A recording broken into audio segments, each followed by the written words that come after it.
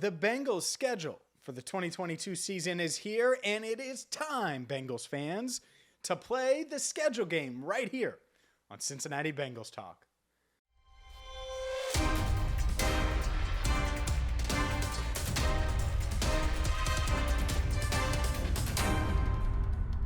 Hi again, everyone, and welcome in to Cincinnati Bengals Talk. I'm James Rapien of allbengals.com. And it is an exciting time with the schedule coming out last week. And we waited. Andrew and I decided to wait to play the schedule game. But today is the day. A quick reminder that today's video brought to you by Rivertown Inkery. They are local and they are the best. If you're looking for t-shirts, quality apparel, hoodies, rocks, glasses, anything in between, make sure you check out rivertowninkery.com. And also in person, open 6 days a week. At their place in Oakley. And let's dive into this because to me, this schedule is a tale of two halves. Easier on the front half, really, really tough to end the season. And as we play the schedule game, I think you'll notice that theme. So the Bengals, they start with the Pittsburgh Steelers week 1 on September 11th. And that is a game, to me, one of the bigger games on the schedule. Because the Bengals have beat the Steelers 3 straight times. They swept the Steelers last year for the first time since 2009. And you want to keep that going. And you have all the uncertainty with Kenny Pickett and Mitch Trubisky. And I actually think that the Steelers roster, top to bottom, pretty damn talented. I like their skill players a lot. Like that they added George Pickens. Obviously, they have Deontay Johnson, Chase Claypool, Pat Freiermuth, and Najee Harris at running back. So to me, I look at it, and I think the Bengals, this is a big game for them to kind of set the tone for 2022, and I think they will. I think they'll get it done at home. They'll beat the Steelers, and they'll become 1-0. Week 2, it doesn't get any easier. I know there was some speculation about Thanksgiving Day. Nope, Dallas Cowboys, they play them on the 18th in Dallas. We definitely plan on being there here at Cincinnati Bengals Talk because I got to be honest with you, I've never been to Jerry World, so I'm going to go and look forward to seeing Bengals fans on the road during the 2022 season. This is going to be a tough game. There's no doubt about it. The Dallas Cowboys have talent, but I think they're worse than they were last year. You lose Amari Cooper. You lose Randy Gregory. Yeah, they got some studs. Micah Parsons is no joke. They have a guy in C.D. Lamb who I think is one of the better young receivers in the league, even though the numbers might not bear it out, right? He hasn't had the same impact that a Justin Jefferson has had in his first couple of years, or what Jamar Chase did last year. But I still think he's a really high-end player. Dak Prescott, good quarterback. But to me, and this is the fun part, for me, I think the Bengals have an advantage at quarterback. I think they have better weapons. To me, they might not have overall the high-end superstar on defense, right? Everyone's going to talk about Trayvon Diggs. I think he can get burnt like toast half the time, though, but he will make some big plays. At times. They don't have the upside and downside that the Cowboys have. I think the Bengals are more steady and consistent, and I think that's going to deliver on the road. That's going to play well. Give me the Bengals in that one. Cincinnati starts off 2-0 for the first time. I'm trying to think here. When's the last time they started off 2-0? Did they in 2018? I think they dropped a 1-1 in 2018. Off the top of my head, I can't remember. I know they started 4-1 in 2018, but certainly in 2015 they started 2-0, and I have the Bengals starting 2-0 again. And here we go, revenge game, week 3. You're getting all these stories. Zach Wilson, I saw it over the weekend. He's gained about 8 pounds. He's doing his push-ups. He's working out with his teammates. CJ Uzomah praising the young guys. Oh my, me, oh my. The Bengals going to East Rutherford, and they beat the Jets in week 3. I know the Jets beat the Bengals last year. I don't think that happens again. That was a Bengals team that was figuring out how to win. And man, that was a brutal loss last year. I think they get revenge on the Jets, improved to 3-0. And then 4 days later, it is Thursday night football. The Miami Dolphins, Tua Tagovailoa. They just signed Melvin Ingram coming to town. Tyreek Hill, Jalen Waddle versus Jamar Chase. I think this is going to be a hell of a game. I think this is going to be an exciting game, but ultimately, who's chasing Chase? Xavier Howard? All right, well, then the Bengals can counter that with T. Higgins. They can counter that with Tyler Boyd. They have a guy in Joe Mixon. I think this is going to be a scoring fest, and ultimately the Bengals come out on top because they have the better quarterback, right? And we've seen this. We've seen Joe Burrow and Tua Tagovailoa go head-to-head against one another in an amazing game.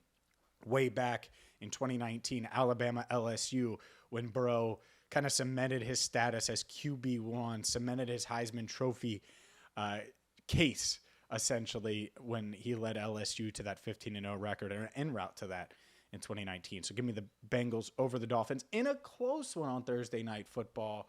And I promise I don't have the Bengals going 17-0, but they do get to 4-0 for the first time since 2015. And week 5, well, this is where it gets a bit dicey because the Bengals, they have 3 primetime games against divisional opponents all on the road. 5 total primetime games, but you got to play the division. All on the road in primetime. First one against the Ravens, and I have this one being a loss. I do. Couple things. The Ravens, I think they're going to be healthier. I think that they are the best team not named, the Cincinnati Bengals, in this division. I think they have the best quarterback not named Joe Burrow in this division. That might be a take because of Deshaun Watson. I haven't seen Deshaun Watson play in over a year.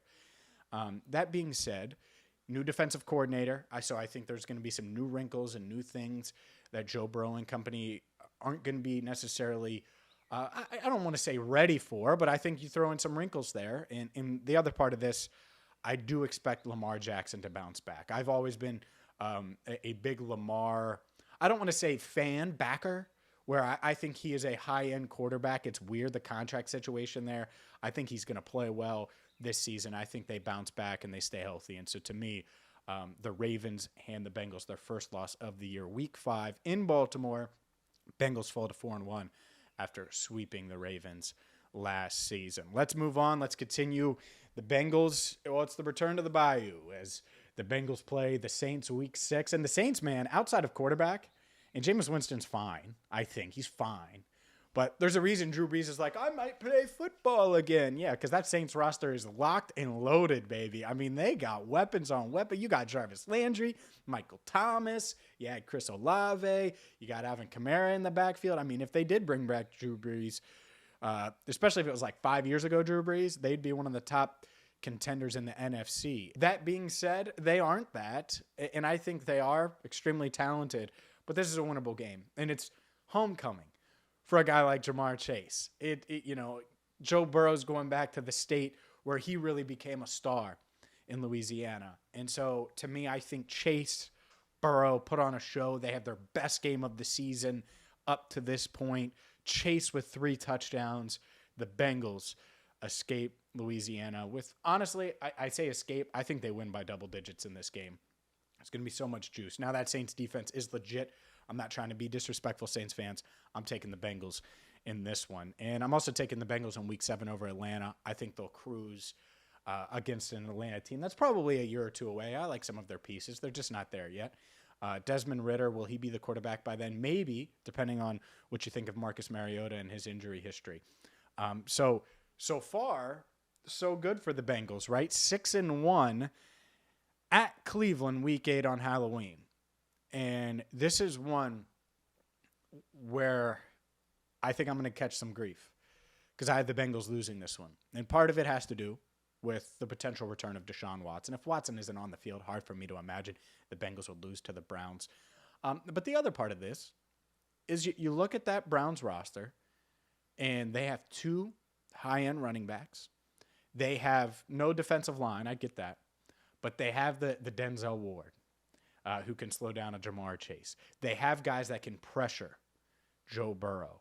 And to me, if Deshaun Watson is back, he's going to give them much-needed mid-season boost because I do expect him to be suspended. And I think he'll probably be back for that Week 8 matchup if he is suspended this year. So to me, I'm going to take the Browns to beat the Bengals in their first matchup this year. Bengals fall to 6-2. Still not bad at all. I would imagine they'd be first in the division at this stage, even falling to 6-2. Week 9, not much to say about this game. Carolina at home. I think the Bengals handle business. This is one of the easier games, at least on paper on the schedule, regardless of who's playing quarterback for the Panthers, unless they make some crazy blockbuster trade. Sam Darnold, Baker Mayfield, it doesn't matter, right? I think Matt Corral, I think that they handle business against Carolina. So to me, I have the Bengals 7-2 at the bye. Yeah, they've lost 2 divisional games, but you feel pretty good about it. All right, so 8 more to go. And let's dive into it. Week 11 at Pittsburgh. Their third and final road in divisional primetime game. 3 primetime games against divisional opponents. And the Bengals, well, they don't go 0-3 after starting out 0-2. They handle business against the Steelers, win their 5th straight game against Pittsburgh on the road at Heinz Field, sweep them for the 2nd straight year. Much easier said than done. I think the Steelers are more talented than a lot of people are giving them credit for, but I think the Bengals find a way to get it done in that one. Then it is a divisional round rematch at Tennessee against Mike Vrabel and company. I think this game is going to be tough, but I think the Titans are worse. You take away an A.J. Brown, you replace him with a Treylon Burks. Derrick Henry, is that what they're doing? Is that what they're relying on, is running the ball? Because if so, this Bengals defense should be fine against that. They played against them last year without Larry Ogunjobi. I think they're capable of doing that again without having a Larry Ogunjobi. You have B.J. Hill, you have D.J. Reader, you have big guys in the middle. And so you could slow down that offense. On the flip side, you should be able to block this Tennessee defensive line a bit better than you did in that divisional round matchup. So to me, I'm taking the Bengals, and I have them improving. Again, think about this. If the Bengals get off to this start, you're talking about 4, 5, 6, 7, 8, 9-2. 9-2 would be a hell of a start for the Bengals through 12 weeks. And then this is where it gets tough. Week 13 on, this is the gauntlet. This is all right, you're 9-2. You've set yourself up. Now just don't completely flop. And I don't think they will, but I do have them losing to the Kansas City Chiefs on December 4th, week 13. Look, there's only so many times you're going to beat Patrick Mahomes in Kansas City. And, yeah, you've won 2 straight. You beat them last year to win the division. You beat them again in Kansas City. I think at some point they're going to get you. And I have them beating the Bengals. By this time, you should imagine the pieces that they've added this offseason, the Sky Moores of the world, Juju Smith-Schusters. They should be in sync with Patrick Mahomes.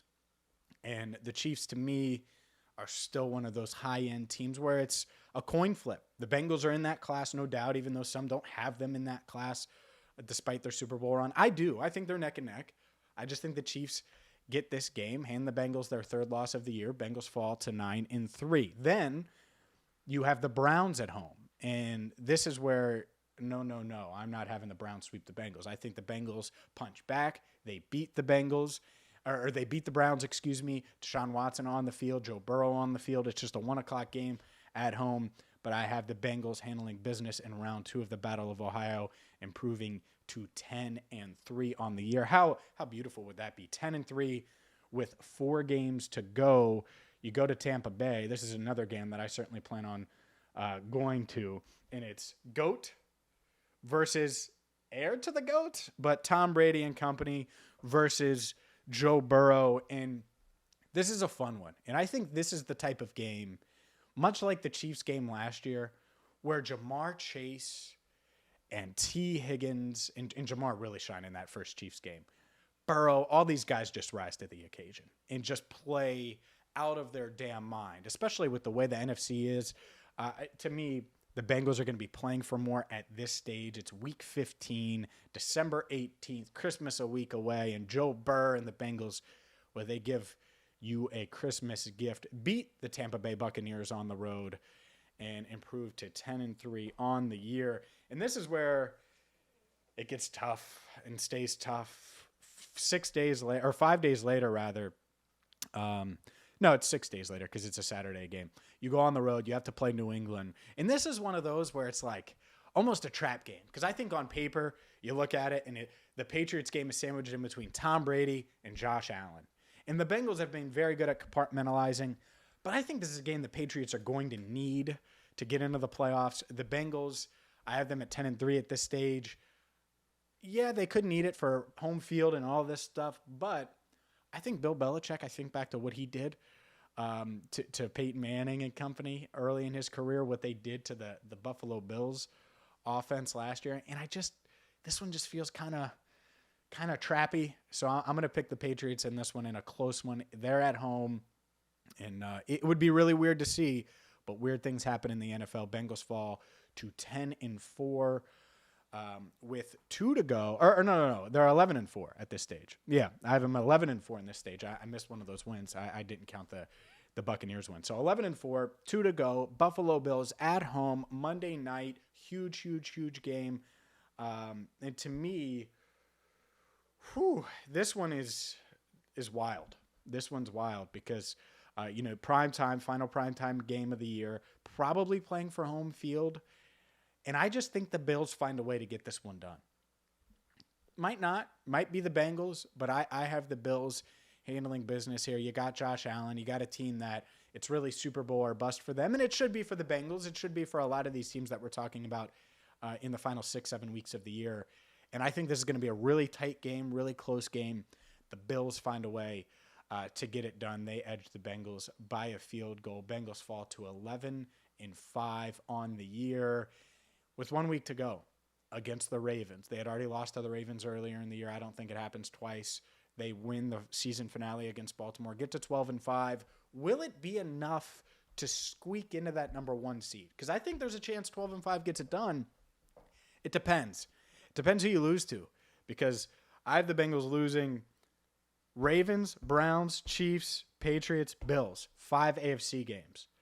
So if you could swap one of those, if you could beat the Patriots and lose to the Buccaneers, that would help in the tiebreaker. If you could beat the Bills and lose to one of these NFC teams, and you somehow win more of the AFC games, then that would certainly help. But overall, I have the Bengals 12-5, 6-3 on the road, 6-2 at home.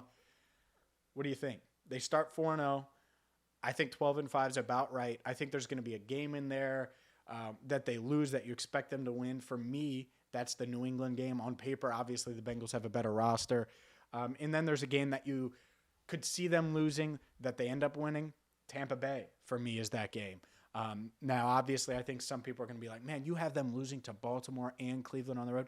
Yeah, 4-2 in the division. I think that's pretty fair. This AFC North division is tough. It is.